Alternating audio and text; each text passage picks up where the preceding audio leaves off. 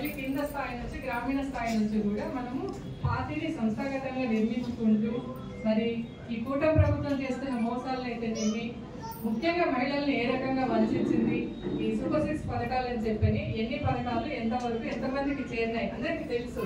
మన ఊర్లలో మనకి ఎంతమందికి తీసేసినారు పెన్షన్లు కానీ ఇంకోటి కానీ ఇవన్నీ అవన్నీ కూడా మళ్ళీ మనం చర్చ మొదలు పెడితే ప్రజల్లో మళ్ళీ చైతన్యం వస్తుంది. రేపు రాబోయే ఎలక్షన్లలో కూటమి ప్రభుత్వాన్ని కూర్చోబెట్టి మళ్ళీ మన జగన్ మన ముఖ్యమంత్రిని చేసుకోవడానికి అవకాశం ఉంటుంది. కాబట్టి ప్రతి ఒక్కరము అంటే ఎవరు ఏ సాకు ఏ సొడ్డు చెప్పకూడదు.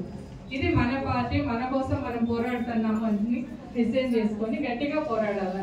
మరి కేసులు పెడుతున్నారు, పెన్షన్లు తీసేస్తారు ఇవన్నీ అవైతే జరుగుతూ ఉన్నాయి. కేసులు పెట్టినా కూడా మనం ఎవరో భయపడాల్సిన అవసరం లేదు. లీగల్ సెల్ అనేది జగన్ ఏర్పాటు చేసినారు. వాళ్ళు ఖచ్చితంగా మనకు హెల్ప్ చేస్తారు, మనతో పాటు ఉంటారు. మరి మీకు అందరికీ గ్రామీణ స్థాయి నుంచి మండల స్థాయిలో కానీ తాలూకా స్థాయిలో కానీ